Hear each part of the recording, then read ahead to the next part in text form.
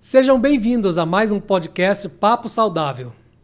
O nosso propósito de hoje é falar de uma especialidade dentro da odontologia: a disfunção temporomandibular e dor orofacial. Quem irá nos ensinar sobre este tema que requer um cuidado muito especial será a dentista Fabiane Bimbato. Tudo bem, doutora? Bom dia, Victor. Tudo bem? Eu agradeço o convite para estar aqui e espero poder ajudar a elucidar algumas dúvidas aí dentro da minha área de atuação. Muito obrigado pela sua participação aqui no nosso programa. E eu peço para você que ainda não está inscrito no canal, que se inscreva, por favor, e também clique aí no sininho de notificações. E vamos lá para o nosso Papo Saudável de hoje. Doutora Fabiane Bimbato, dentista especializada em disfunção temporomandibular e dor orofacial. Nos conte um pouco a respeito da sua formação, por favor. Bom, eu me formei na USP em Ribeirão. Logo após isso, eu fui atuar na clínica geral, acabei atuando na área de reabilitação oral, que a gente trabalha com prótese, com a parte de estética também, com a parte periodontal. Trabalhei muitos anos, 20 anos, atuando no SUS também, fiz especialização em saúde da família. Isso também me trouxe uma bagagem muito grande, né? Porque você atende uma população onde você tem uma variante muito grande de casos clínicos, isso traz uma bagagem muito grande. Mas essa parte da dor orofacial sempre me encantou muito, sempre me chamou muito a atenção. E essa parte da especialização no assunto é relativamente nova dentro da odontologia, uma especialidade nova. E aí eu voltei para a USP e fui me especializar nessa área e me encantei. E era uma área que sempre me chamou a atenção porque, mesmo antes de entrar na faculdade, quando eu fazia cursinho ainda, eu tive um deslocamento de disco, tive DTM e tive a oportunidade de ser tratada dentro da USP por um professor muito querido, que depois veio a ser meu professor também. Então, desde aquela época, esse assunto me encantava. E eu brinco, eu falo assim, que a gente gosta de tratar e trata bem aquilo que a gente tem, né? Porque a gente entende o paciente, a gente se coloca no lugar dele, a gente sabe aquilo que ele está passando. Então, acho que foi por aí que eu me encontrei. Olha, parabéns pela sua formação, até inclusive Obrigada. pelo fato de ser uma formação que ajuda muitas pessoas, né? Não deve ser fácil essa incursão dentro dessa especialidade, porque ela é muito específica, realmente.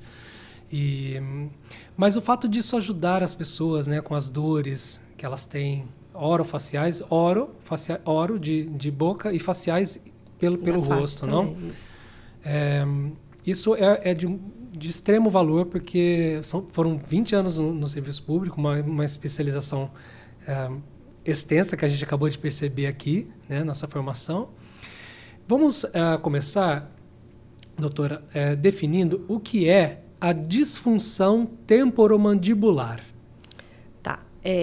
Disfunção temporomandibular, ela vai atuar nas alterações de todos os tecidos, ossos, a parte neurológica, presentes no sistema estomatognático. Então, tudo que é ligado à articulação temporomandibular, que é aquela articulação que existe aqui ao lado do ouvido, que a gente possui ela bilateralmente.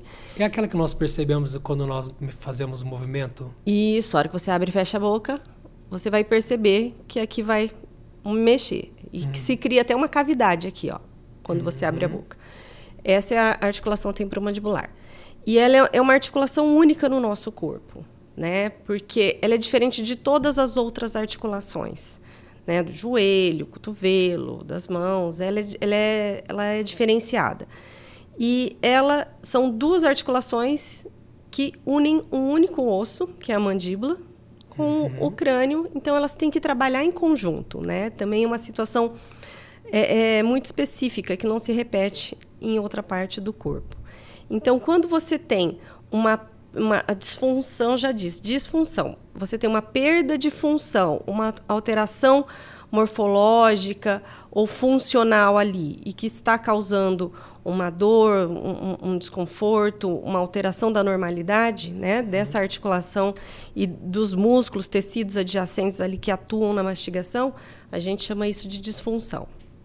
Então, qualquer função para além da normalidade é caracterizada como uma disfunção, né? Isso. E isso está relacionado a essa articulação que é muito específica, ela só existe, ela não tem comparação com outras, não tem paralelo dessa com outras no corpo. A morfologia, a maneira dela funcionar, a fisiologia dela é diferente das outras articulações. E por quê? Porque ela é tão diferente assim? Ela é muito específica. Primeiro que são duas articulações que tem que ligar um único osso, né? E isso não acontece, né? Se você for prestar atenção, por exemplo, no braço, né? Eu tenho a articulação do cotovelo, por exemplo. Ele está ligando os ossos do antebraço ao outro osso. Então, são sempre uma articulação que liga dois ossos, vamos dizer assim. Na verdade, 3, né? Mas, enfim. Aqui não. Aqui eu tenho um sistema onde eu tenho o crânio, as duas articulações com uma outra. Então, essas duas articulações têm que trabalhar em conjunto. Porque se elas não estiverem trabalhando em conjunto, por exemplo, se eu tiver um deslocamento de disco unilateral, a hora que eu abrir a boca, eu vou começar a ter um desvio de movimento, né? E aí vou ter um funcionamento alterado dessa musculatura. E isso pode ocasionar dor.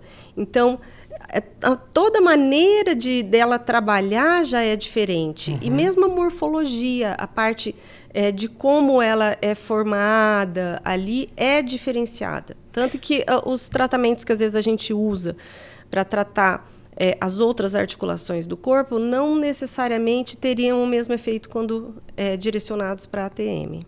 Inclusive porque eu me lembro, quando a gente foi levantar a pauta, que isso se deve também pelo fato de que essa articulação ela proporciona esse movimento mais básico de abrir e fechar a boca, porém também os movimentos para um lado e para o outro da boca, o que é muito diferente, né? Exato. A gente não tem praticamente isso em outras articulações. Não é né? um movimento único, né, de abrir e de fechar. A gente vai ter as lateralidades, protrusão, que é para frente, para trás. Então, realmente, ela é bem diferente. E quais seriam os hábitos conscientes que podem provocar a disfunção? Bom, vamos dividir assim. Primeiro, a disfunção ela pode ser muscular ou articular ou mista. São três? Basicamente, a gente divide. Formas. Sim, basicamente a gente divide nessas 3. A muscular, quando eu tenho uma alteração da musculatura, do funcionamento da musculatura, a articular da articulação e mista quando eu tenho as duas envolvidas, tá? Sendo que a mais comum é a muscular. Hábitos parafuncionais, ou seja, que não tem função, como roer unha, mascar chiclete. Às vezes, hábitos, a gente tem a mania de ficar assistindo, sei lá, estudando e com a mão aqui apoiada. As pessoas, às vezes, estudam e estão projetando mandíbula, mordendo lábio. Quando esse hábito ele é recorrente e ele leva a uma fadiga muscular ou uma pressão exagerada na articulação, ele pode causar uma disfunção. Mas, como eu disse, não é só isso. Eu não tenho apenas um único fator causador. Eu tenho esses fatores predisponentes, fatores perpetuantes, né? Então, às vezes, eu posso ter também um fator genético ali, já agregado, ou morfológico, de alteração na minha articulação. Que já está na pessoa. Já está na pessoa. Veio com a morfologia dela. Ela se formou dessa forma. Sim, já tinha um defeitinho ali. Às vezes eu tenho um côndilo maior que o outro, ou a anatomia um pouquinho mais alterada. Que é caracterizado como predisponente. São fatores predisponentes. E aí eu já tenho esses fatores. Aí eu junto com esses hábitos parafuncionais. Às vezes junto com o fator de estresse, que o fator de estresse também é um atuante importante dentro das disfunções e dores orofaciais. Então, é um conjunto de coisas que vão desencadear a disfunção. né? Por exemplo, a gente estava conversando outro dia, uma migrânia, que é uma enxaqueca. 70% dos enxaquecosos têm disfunção associada. Se eu não trato um, eu não trato o outro. Então, uma coisa serve de gatilho para outra.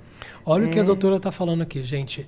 É que 70% dos enxaquecosos, que são as pessoas que têm dor de cabeça, sofrem de enxaqueca. E que, enfim, relatam isso, elas têm talvez, essa relação com esse problema. Com né? a Então, DTM. é um número alto, é uma percentagem bastante alta, não? Isso foi uma pesquisa feita pelo Dr. Speciali, da USP de Ribeirão. Ele é um dos papas da cefaliatria no Brasil. E tanto que na equipe dele, lá em Ribeirão, além dos neurologistas, tinham dentistas que trabalhavam junto com a equipe para tratar esses pacientes, né? Então, é possível dizer que talvez a pessoa que ela está sentindo uma dor de cabeça e ela não consegue identificar a causa ou até vai atrás de um outro especialista, muito provavelmente essa causa ela é proveniente ali de um problema de disfunção temporomandibular também. A dor de cabeça ela pode ser primária, pode ser secundária. Primária quando a dor de cabeça é o problema em si, é a doença em si. Então, por isso que é importante, e eu sempre falo, a disfunção ela é um tratamento multiprofissional. É importante o paciente saber realmente fazer um bom diagnóstico, ter um bom diagnóstico. Então, ir ao neurologista, porque de repente pode ser um tumor, né? Pode ser algo mais grave, pode ser uma enxaqueca. Descartou essas possibilidades, o neuro falou, não é enxaqueca, ou é enxaqueca e trata a enxaqueca e ainda você não conseguiu controlar. Não é primária. Né? Aí você pode ter um resquício, igual eu falei, uma interação com DTM. Muitas vezes, a dor que eu tenho na cabeça, que a pessoa tem na cabeça, ela pode ser uma cefaleia atencional, uma cefaleia crônica diária, né? Então, são comorbidades, são várias doenças que vão dar, às vezes, o mesmo sintoma.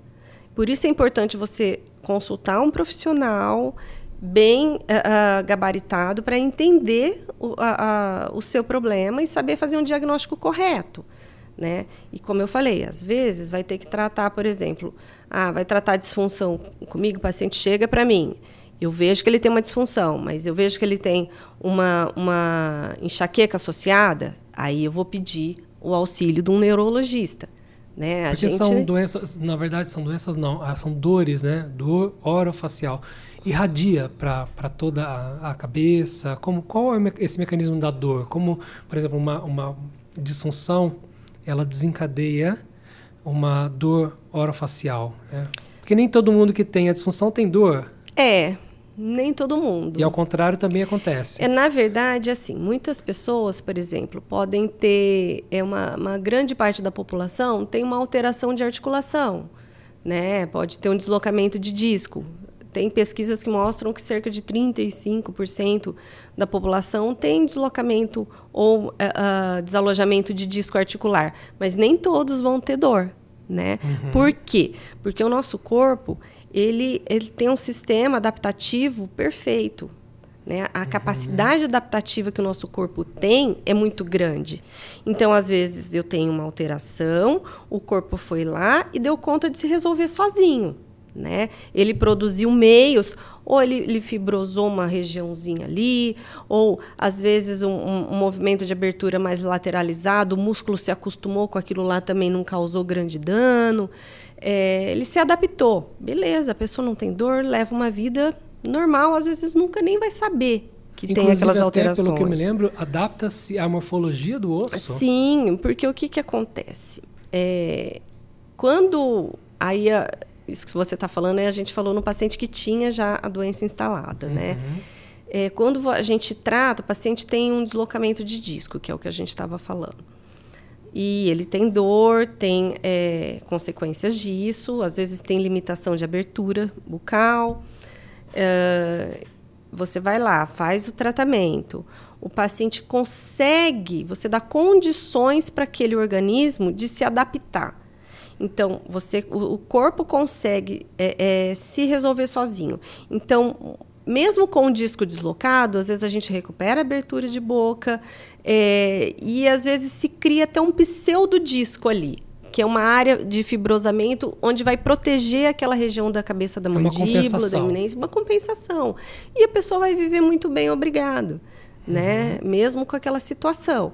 Que é o meu caso, por exemplo, que é o que eu tinha falado para você. Eu tive isso com 18, 19 anos. Hoje eu já tenho, pode falar, Fica à vontade. já tenho 48, vou fazer 48. E não tenho dores, não tenho nada, vivo muito bem. Lógico que casos como o meu, a gente fala que a gente precisa ter um automanejo. O que é esse automanejo? A disfunção...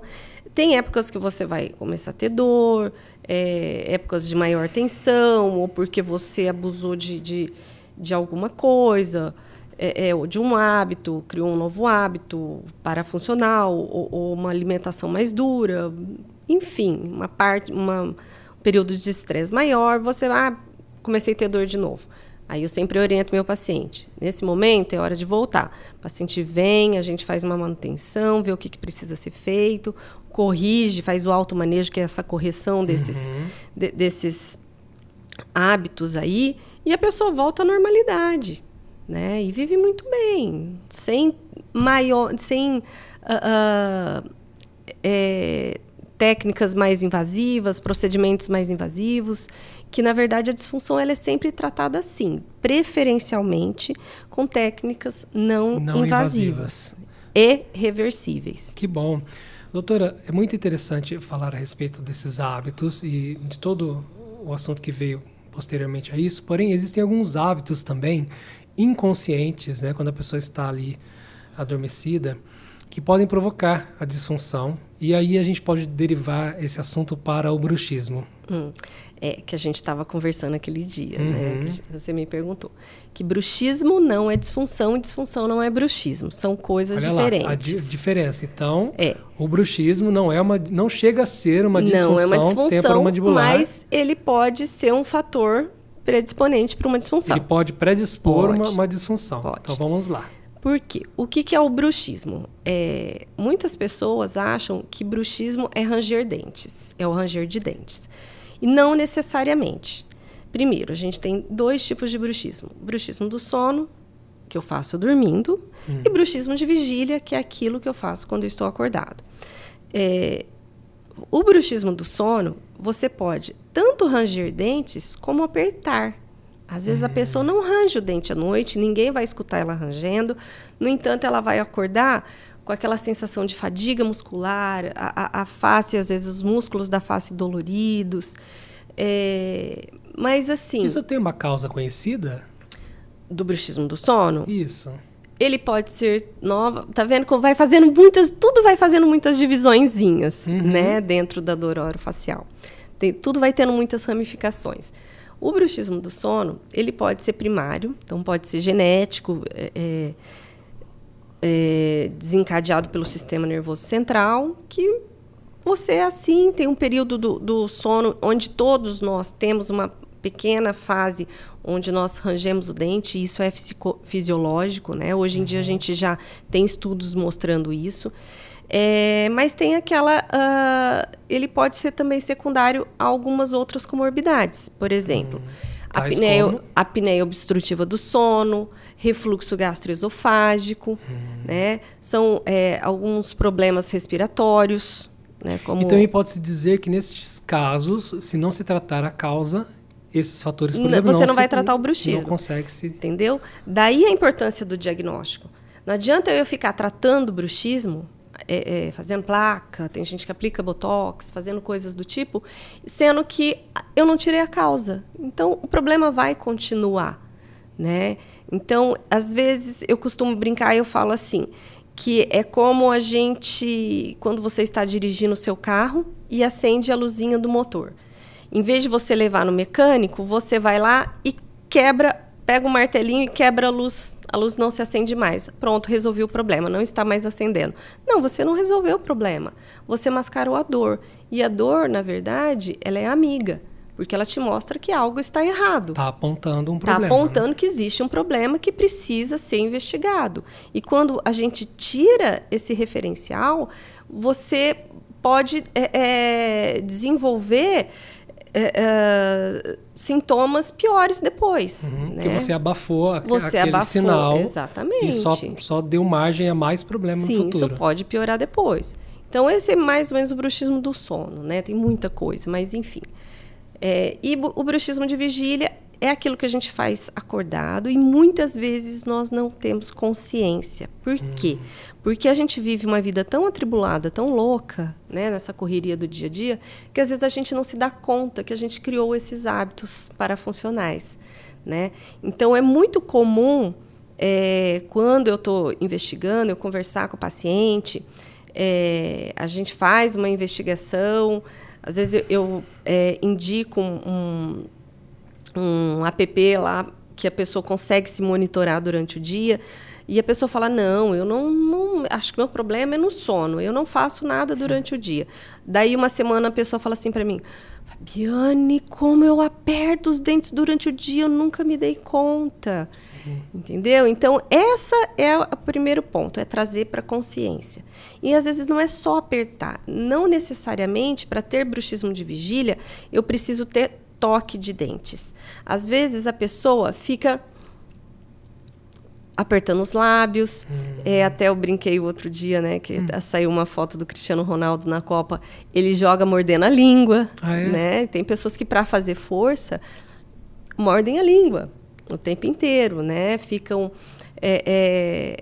Então, quando isso não causa dor, não causa fadiga muscular, ok, né? Não é porque eu faço isso que eu vou ter problemas. Mas, assim, quando a pessoa faz isso de uma maneira recorrente, e como eu disse, ela já tem outros fatores predisponentes, outros fatores perpetuantes, ela vai ter dor. Então, aí sim, o bruxismo, a gente classifica isso como bruxismo de vigília, e aí ele requer tratamento. E muitas vezes o bruxismo de vigília, ele vai causar cefaleia, essa cefaleia tensional, essas dores de cabeça, são devido ao bruxismo de vigília, né? Por conta dessa contratura muscular. E aí eu posso ter também, ele pode desencadear uma DTM articular, por exemplo, né? Porque de tanto, às vezes a pessoa não aperta, não toca, mas ela fica brincando com a mandíbula. Até tem um paciente que uma vez me procurou, que ele nunca teve histórico de dor e, de repente, de uma hora para outra, começou a ter muita dor articular, disfunção articular. E aí, investigando o caso dele, ele falou, não, eu não faço nada disso aí que a senhora está falando. Aí a esposa que estava junto falou assim, faz sim, doutora. Ele comprou um videogame para o meu neto e todo dia eles jogam junto e ele fica jogando e fazendo assim, ó, com a mandíbula para lá e para cá enquanto ele joga. Então, ele nunca tinha se dado conta, mas a esposa reparou. Entendeu? E isso gera então, um problema. Isso gerou um problema articular, uma inflamação articular. E se a gente retroceder um pouco e pensarmos a respeito da própria morfologia da boca, né? É bem aceito o conceito de que existe uma mordida perfeita, né? Um encaixe da boca. Existe o prognatismo, que é quando nós temos uma projeção da mandíbula para frente, e a retrognatia, que é o contrário, não? Que, na verdade, assim, quando a gente tem alterações morfológicas ósseas, né? Que às vezes eu tenho uma mandíbula maior, por isso que ela teve um crescimento... Ela é maior, não maior não do que a maxila. Então, frente, e às vezes eu tenho coisas? só uma Existem projeção, né? O paciente é classe 3, que essa mandíbula dele, por algum motivo funcional ali, ela está projetada para frente, né? Mas geralmente existe uma discrepância entre os dois arcos, né? Entre a maxila e a mandíbula. Mas aí a gente vai entrar na teoria oclusionista, ou seja, quando surgiu os primeiros estudos de DTM, que na verdade a gente nem falava DTM, se falava toda vez que a gente fala DTM, para deixar claro para a pessoa que está nos ouvindo, sempre que a gente fala DTM, a gente está falando de disfunção temporomandibular, só para abreviar. No começo, até quem primeiro relatou foi um otorrino, né? E deu a ela o seu nome, síndrome de Kolsten, né? Então, era aquela dor no ouvido. Por que dor no ouvido? As pessoas procuravam ele, se queixavam de dor no ouvido, e ele via que no ouvido não tinha nada. E a dor estava mais relacionada à articulação temporomandibular, que era a TM. Nessa época, se acreditava que isso estava mais relacionado à má oclusão dentária, né? A posição dos dentes, a posição da mandíbula em relação à maxila. Só que, com o passar do tempo, foi se vendo que isso não tem nada a ver, tem muito pouco a ver. Não se pode falar que uma disfunção está associada. Não se usa mais fazer isso. Tanto que, antigamente, se usou muito fazer ajuste oclusal para tratar a disfunção. Hoje em dia, a gente não faz mais isso. Porque uma coisa não necessariamente leva a outra. Não, o fato da pessoa ser prognata ou ter uma retrognatia... Tanto que, nas pesquisas que a gente faz... Os pacientes que são classe 3, que tem a mandíbula projetada para frente, né? Que tem aquele queixinho bastante mais... projetado. Dificilmente eles têm DTM. Não é? E o contrário, quando a pessoa ela tem a mandíbula bastante retraída, para trás, geralmente pra trás. tem. Eu lembro da gente ter comentado... Geralmente elas têm mais, isso, tem aqui. um número... A probabilidade de haver uma disfunção, uma dor... É maior. Quando ela é retraída. Por quê? Por que isso acontece? Acredita-se que seja por conta do posicionamento do côndilo em relação ao crânio. É pressão Porque isso? na parte posterior a gente tem estruturas muito nobres ali. Essa região retrodiscal, eu tenho artéria auriculotemporal, nervo auriculotemporal, eu tenho estruturas muito nobres e sensíveis ali. Então, quando eu tenho um pressionamento, um posicionamento mais posterior, eu tenho uma tendência a ter ter mais dor, né? Pelo próprio pressionamento dessa região sensível. Ok, doutora. Então, a gente já falou aqui de prognatismo, de retrognatia. Olha que nome diferente, né? Quando a pessoa tem uma mandíbula mais retraída. Nós gostaríamos de saber se é possível prevenir, né, a DTM e quais seriam as formas de tratamento. Existe prevenção? Como eu disse, a DTM ela não tem um fator causal preponderante, né? Então, a gente tem os fatores predisponentes, perpetuantes. Então, quando a gente pensa nisso, evitar esses hábitos, por exemplo, ficar mascando chiclete, de ficar com a mão na mandíbula, dormir com a mão embaixo do travesseiro, porque aí eu vou fazer um deslocamento da mandíbula. Isso é consciência corporal? Também. Trabalhar a consciência corporal ajuda muito, é importantíssimo. Até postural? Postural, porque eu tenho as dores cervicogênicas que também estão associadas às DTMs, porque se eu tenho uma má postura, um mau posicionamento de pescoço, por exemplo, posso demonstrar? Então, por Sim, exemplo, não sei se vai dar para ver, mas se a pessoa tem uma projeção da cabeça para frente, automaticamente, toda essa musculatura aqui, do pescoço vai ficar alterada. Então, o posicionamento da mandíbula em relação à TM também vai ficar alterada, né? E imagina que essas estruturas vão trabalhar no modo forçado, vamos dizer assim, né? Elas vão estar trabalhando numa postura que não foi feita para ser trabalhada assim. Beleza, para algumas pessoas isso não faz diferença, vem a tal da adaptabilidade, né? E não dá problema nenhum. Então, não quer dizer que se a pessoa tem isso, vai ter DTM. Mas para algumas pessoas, essa é uma linha tênue, né? Era a gota d'água que faltava para desencadear dor, para desencadear função.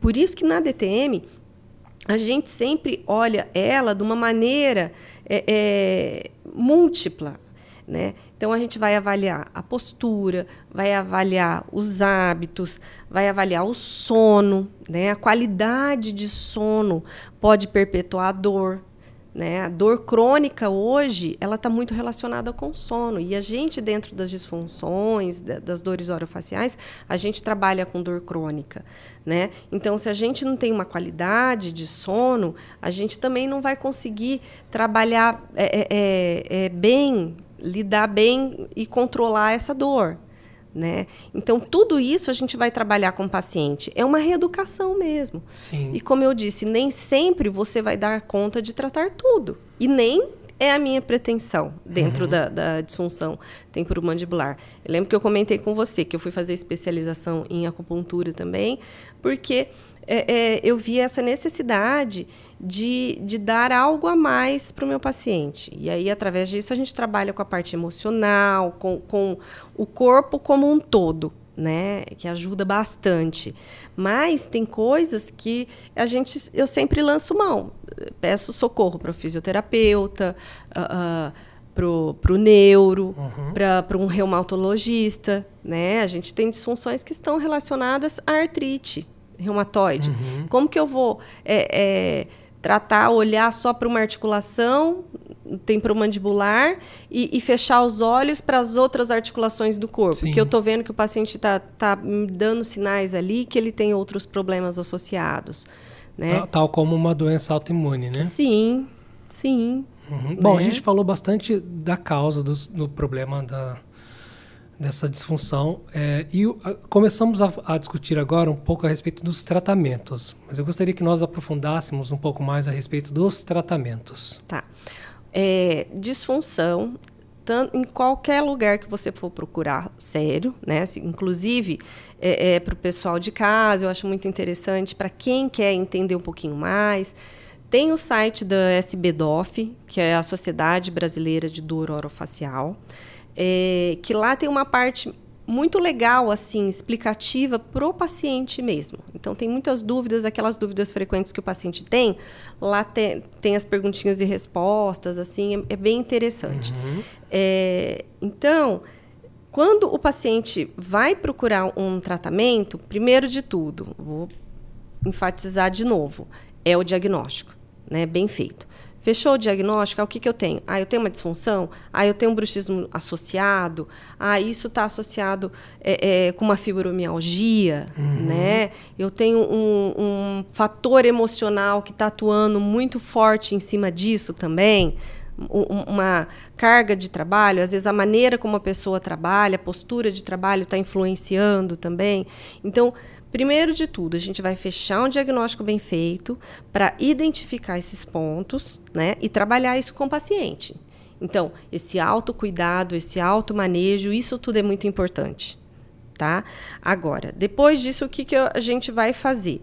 Às vezes eu posso lançar mão, sempre começando por tratamentos não invasivos e reversíveis.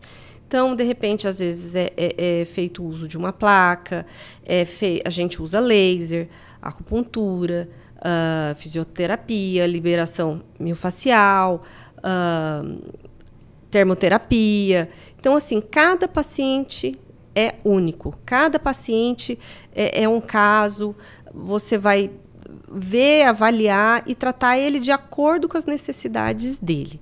E muitas vezes esse paciente eu vou precisar encaminhar para um neuro, para um psicólogo, né? Eu cheguei a comentar com você, a parte emocional dentro da disfunção, ela é extremamente importante, né? Por quê?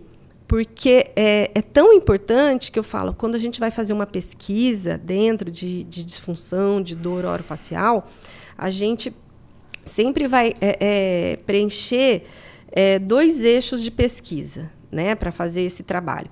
Um eixo que onde eu vou ter mais análises físicas, anamnese, exame clínico, e um outro eixo, que é o eixo 2, que é só o eixo de análise psicológica. Eu achei isso muito interessante. Vamos abrir aqui um parênteses até para acentuar um pouco mais essa abordagem, né? Então, são 2 eixos de, não tratamento, mas um entendimento daquela causa. O eixo físico e o eixo emocional. Na verdade, é tudo, não tem como diferenciar, é tudo uma coisa só.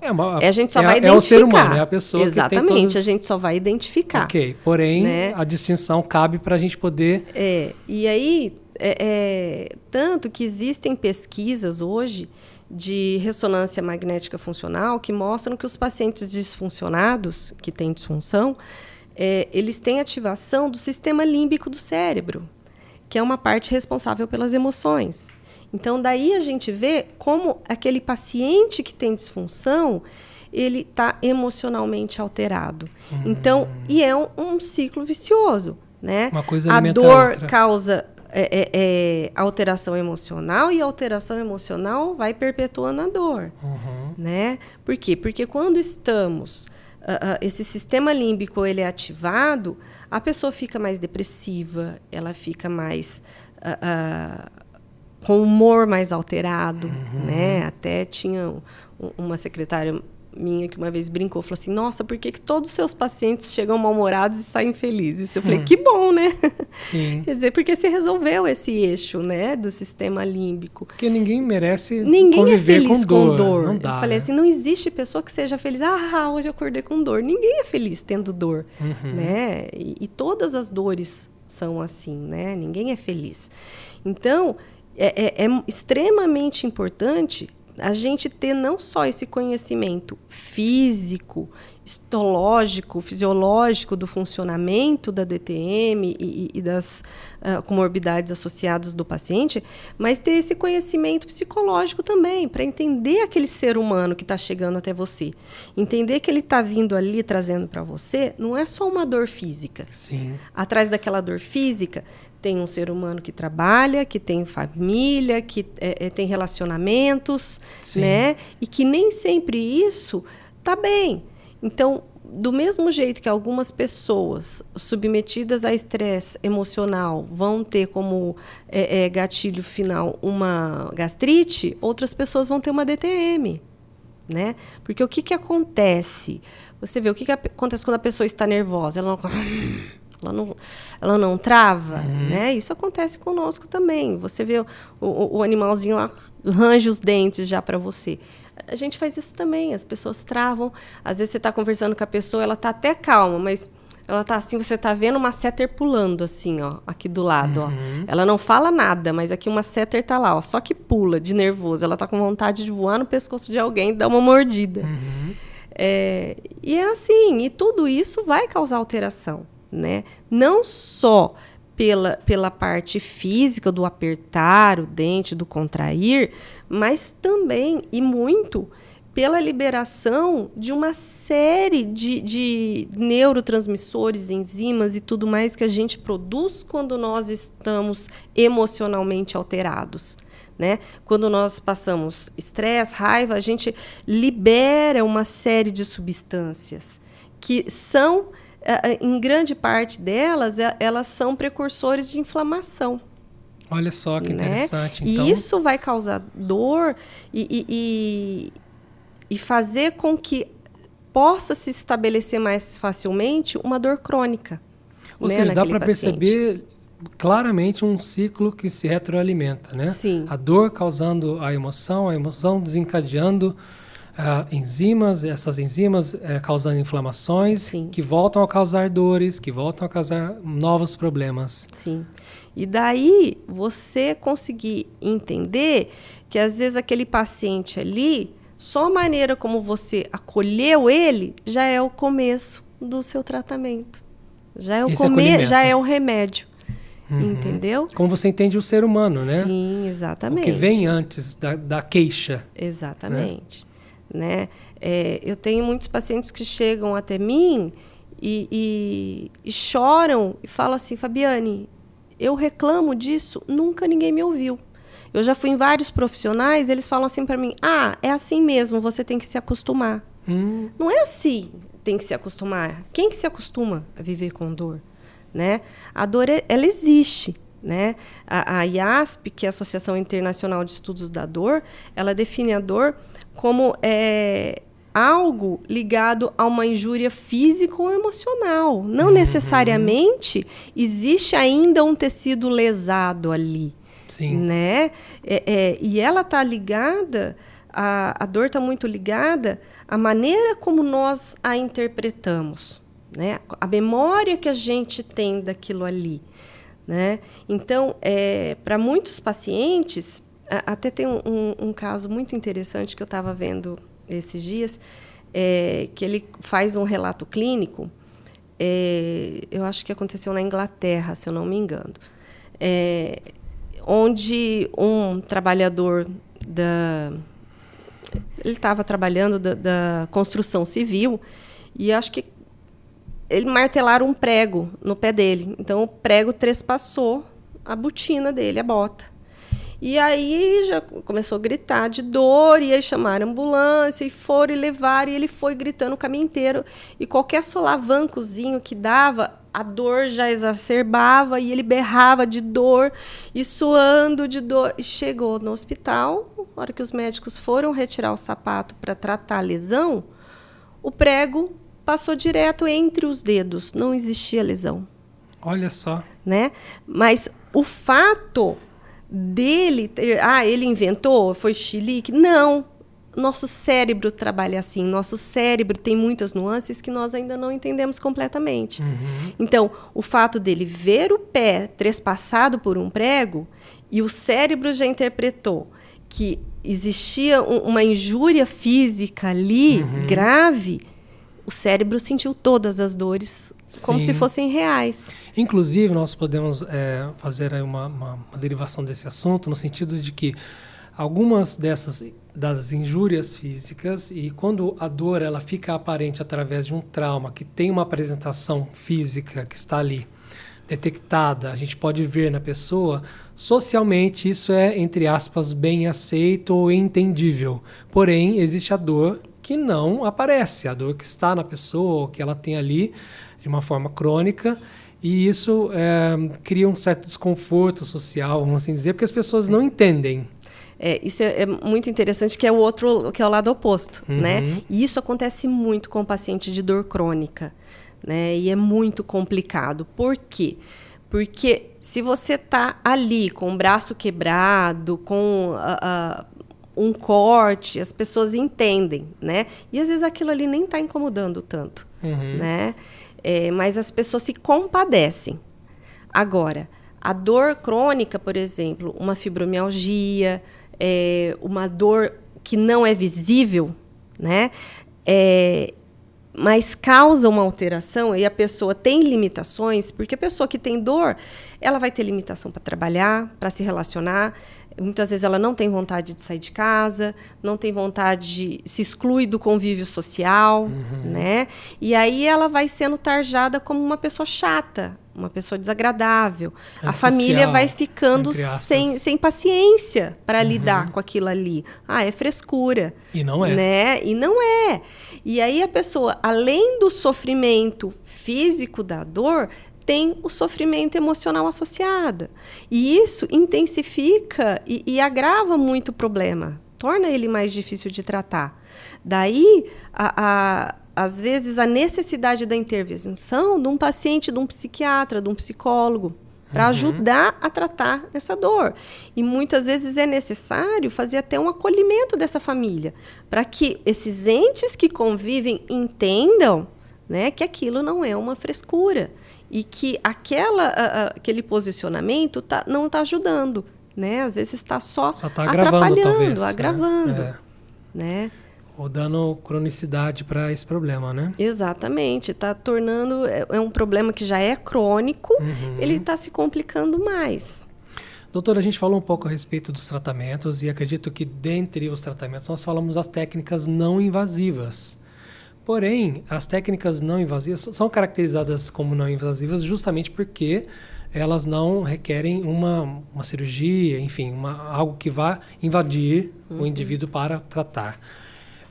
Poderíamos falar um pouco mais a respeito dessas técnicas? Em termos de disfunção, eu tenho uma amiga que ela sempre falava que os tratamentos é como uma escadinha. A gente começa lá do básico, aí a gente vai subindo as escadinhas. A gente nunca começa dando tiro de canhão para matar mosca, né? Mesmo a parte medicamentosa, eu não gosto muito de dar de início a parte medicamentosa. Geralmente, só quando o paciente chega numa crise muito aguda mesmo, alguma coisa, que a gente entra com medicação. Por quê? Porque lembra que eu falei que a dor ela me ajuda a quantificar o problema? Então, conforme a gente vai seguindo o tratamento, isso aí já vai melhorando. Tá, agora, tem alguns casos onde eu vou ter que lançar mão de uma artrocentese, de uma viscosuplementação, que é a aplicação de ácido hialurônico na ATM, que vai melhorar a lubrificação ali dessa articulação. E as técnicas mais invasivas, que seriam as cirúrgicas, hoje, comprovadamente, pelos estudos científicos, eles apontam que em torno de 2% só das DTMs têm a necessidade real de uma intervenção cirúrgica, né? Então, são as fraturas, os tumores, uma anquilose de mandíbula, uma limitação de abertura, onde já foi tentado de tudo e não consegue se recuperar, a pessoa não consegue se alimentar, aí a gente acaba tendo que intervir cirurgicamente. Mas isso são pouquíssimos casos, né? Porque na maior parte das vezes a gente trabalha com adaptação, a gente dá condições para o organismo mesmo se adaptar e se resolver sozinho, né? O que é muito preocupante é que eu tenho visto cada vez mais chegar no consultório pessoas com indicação cirúrgica. E isso é muito na verdade, não muito com grave. uma indicação cirúrgica, talvez. Não, que passaram por profissionais que fizeram uma cirurgia, indicação cirúrgica. E isso acabou de ser dito aqui, que não é necessariamente o caso. Não, né? Você não tentou outra coisa antes. Como você vai indicar uma cirurgia, sendo que você não tentou as outras técnicas antes, né? Há que se esgotar primeiro Sim. essas tentativas todas, que são muitas, a gente acabou de ouvir Sim. aqui muitas tentativas, até chegar nessa possibilidade última aí, né? Doutora, você mencionou brevemente que a acupuntura também, né, está aí no seu portfólio de ferramentas para ajudar no tratamento das dores, né? Em que sentido a acupuntura ela ajuda no tratamento das dores? Bom, a acupuntura tem uma técnica milenar, tem mais de 4.000 anos. Tem toda a explicação oriental, né, dos meridianos, que vai trabalhar a energia. Mas nós, ocidentais, começamos a ver que isso funcionava e aí foi se estudar para ver por que isso funciona, né? E aí se viu que os pontos de acupuntura são pontos de entroncamento nervoso ali, onde tem o estímulo de algumas áreas nervosas que vão levar uma mensagem para o cérebro e vão liberar uma série de neurotransmissores também. E esses neurotransmissores, muitas vezes, eles vão atuar no controle da dor. E no controle, eles provocam relaxamento.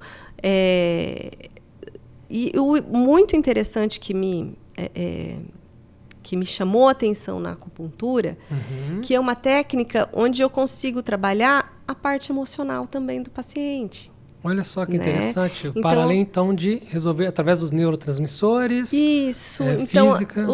O paciente relaxa, o paciente fica mais tranquilo, a gente consegue ter um controle maior da dor.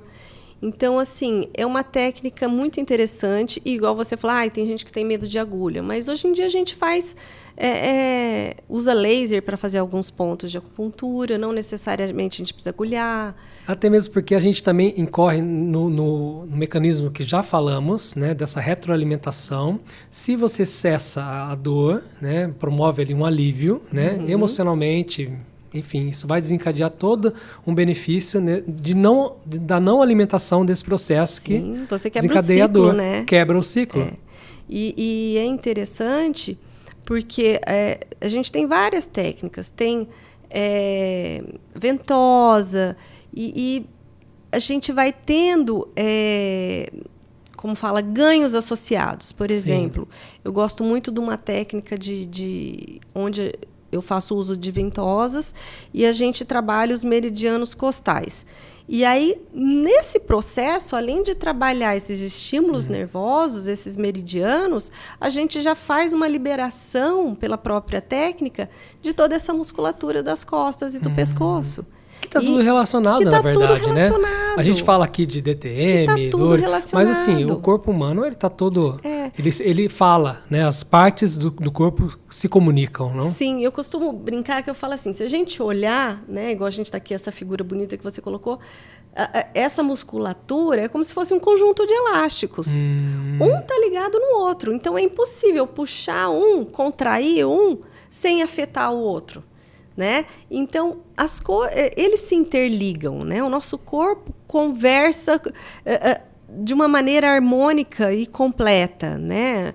Ele evoluiu para isso, né? Sim, a gente não tem como você tratar, falar assim, eu vou olhar só para aqui, para o músculo masseter, vou aplicar um negócio aqui para travar e vou resolver o problema inteiro. Não vai resolver.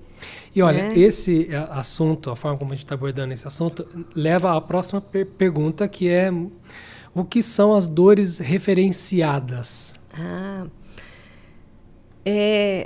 Dentro das disfunções musculares, né, a gente pode ter a formação de trigger points, que são pontos tensionais, são bandas tensionais em alguns músculos. Então, esses pontos tensionais, eles podem desencadear dor à distância. Dor à distância? Dor à distância. Então, por exemplo, eu posso ter um ponto tensionado no temporal e ele está desencadeando dor para dente, para a região de dente. E daí, o engano de diagnóstico, às vezes, de muitos colegas, não é por mal, o paciente chega com a queixa de dor. Olha aquele dente. O dente não tem cárie, não tem nem restauração, não tem nada. Até em alguns casos o dente foi retirado, não? Poxa vida. Existe esse caso, não é verdade? Acontece. Aí o dentista vai lá e trata o canal. Continua doendo. Deve ter uma trinca nesse dente. Então vamos extrair. Extrai. Continua doendo. Então deve ser o de trás. Então vai lá e arranca o de trás. Isso acontece. É triste isso. E aí a hora que você vai ver, o paciente chegou lá porque já tinha feito um monte de coisa invasiva, e isso é um tratamento invasivo. Sim. E chegou lá, e a hora resolveu. que você acha o trigger point, você pressiona ele, o paciente grita, tá doendo o dente. Essa é a dor que eu sinto do dente. Entendeu? Então, e eu tenho esses trigger points na região de occipital, na região do pescoço, eu tenho do trapézio, então eu tenho vários músculos que podem desencadear, referenciar essa dor à distância. Ou seja, não está ali necessariamente a origem dor, não é onde você está sentindo. Né? Às vezes no fundo do olho, Sim. O paciente vai no oftalmo com queixa de dor no olho, achando que é problema de visão. E não é uma contratura muscular que está desencadeando dor ali. E foi até o que nós comentamos quando a gente estava levantando a pauta, que às vezes o cérebro ele quer achar um culpado. Sim, né? Ele precisa identificar onde está aquele culpado para levar a dor para algum lugar. Né? Então, não necessariamente está naquele local a dor, mas ele reflete, talvez, essa é a palavra? A interpretação que o cérebro dá nem sempre é acertada. Né? A hora que o estímulo de dor sobe, né? Ele sobe daquele ponto que está tensionado, chega no cérebro, o cérebro interpreta que veio de uma outra direção e não daquela. Isso é parecido com aqueles casos de membros fantasmas? Dor de membro fantasma, quando a pessoa sim. ela perde uma perna, uma mão, e ela mas a dor de membro sentindo. fantasma tem a ver com a parte mais neurológica. A gente estava falando de parte muscular. Sim. Essa tem a ver com a parte neurológica. Dentro da odontologia, da dor orofacial, a gente também tem isso. Então, a gente pode ter ocorrência de neuromas, por exemplo. Então, o paciente extraiu um dente e continuou sentindo dor naquele dente, e às vezes... E também a dor, ela tem características, tá? Tem dor em choque, dor em queimação, dor latejante. Pulsátil também. Enfacada. E dependendo da qualidade dessa dor... se ela é constante, se ela é paroxística, dependendo da qualidade da dor, a gente vai saber mais ou menos de onde ela está vindo. Então, por exemplo, tem algumas dores neuropáticas que podem ser ocasionadas foi feita uma extração E imagina que ali onde tinha o término nervoso, o neurônio, o último neurônio que estava ligado com a raiz daquele dente. O dente foi extraído, houve uma secção desse ramo nervoso. Na hora de cicatrizar isso, houve uma cicatrização anormal, tá? Então, eu vou dizer de uma maneira bem simplista, né? Os colegas não me xinguem, mas é para o leigo entender. Mas imagina que é quando você, do mesmo jeito que você cortou uma planta, uma árvore, não vão sair vários brotos, né? Daquele toco que ficou. É mais ou menos o que acontece. Existe uma cicatrização anormal. Então, é como se dali surgisse várias pequenas ramificações que vão ficar expostas, como se fossem vários fiozinhos desencapados, que vão estar desencadeando dor a todo momento, né? E aí, é um tipo de dor fantasma, porque a pessoa está sentindo dor naquela região que já foi tratada, né? E ela não existe mais, mas é por conta dessa cicatrização anormal. E são dores difíceis de serem tratadas, né? Muito interessante, doutora. A gente gostaria de saber, pedir uma mensagem para essas pessoas que têm queixas, né, de DTM e as dores orofaciais. Uma mensagem sua profissional para essas pessoas, no sentido de buscar um diagnóstico realmente efetivo, realmente que trate as causas. Eu acho assim, esse conversa que a gente teve já deu para ficar claro que não é uma coisa tão simples, né? Porque às vezes o paciente chega e fala assim, mas é só pôr uma plaquinha. Não é só uma plaquinha, tem muitas coisas por trás daquilo e às vezes o tratamento nem é a plaquinha, né? Tem outras coisas que vão ser tratadas ali. Então, procure um profissional adequado, um profissional especialista. Não subestime a sua dor. As pessoas hoje negligencie. Nem negligencie, porque hoje as pessoas procuram uma pílula, um tratamento mágico. Então, eu tenho dor, eu quero resolver rápido o meu problema. Então, me dá um remedinho qualquer aí para resolver minha dor. Isso e pronto, existe, acabou, né? para eu continuar seguindo minha vida. Isso não existe. E muitas vezes a dor vem, que é justamente para fazer você parar e repensar, né? Na sua qualidade de vida, o que você está fazendo com o seu corpo, como que você está tocando o seu dia a dia. Então, investigar isso. Às vezes, sinais bobos, uma dor pode ser sinal de algo mais grave, não necessariamente uma disfunção. Pode, de repente, ser igual a gente estava falando. Pode ser um tumor, uma neoplasia. E isso é importante a gente ter, como você disse, essa consciência corporal, né? Da gente saber ouvir o nosso corpo, né? Saber dar atenção a ele, não negligenciar e buscar um profissional adequado. Estou com dor de cabeça, fui no neuro, não é isso. Então procura um especialista em disfunção ou alguém que possa, pelo menos, te orientar qual que é a origem daquele problema, para você não ficar quicando de lá para cá, né? Vai fazendo várias tentativas ou, às vezes, até se medicando de maneira errada. E talvez até agravar o problema, não? Agravando o problema, porque quanto mais passa o tempo, a tendência é agravar, né? A solução se torna mais difícil. Mas, assim, na dúvida, pega uma segunda opinião, né? Conversa com mais de um profissional. Hoje em dia, graças a Deus, a medicina, a odontologia tem avançado tanto, né? Não vá, assim, de cara, fazendo tratamentos invasivos.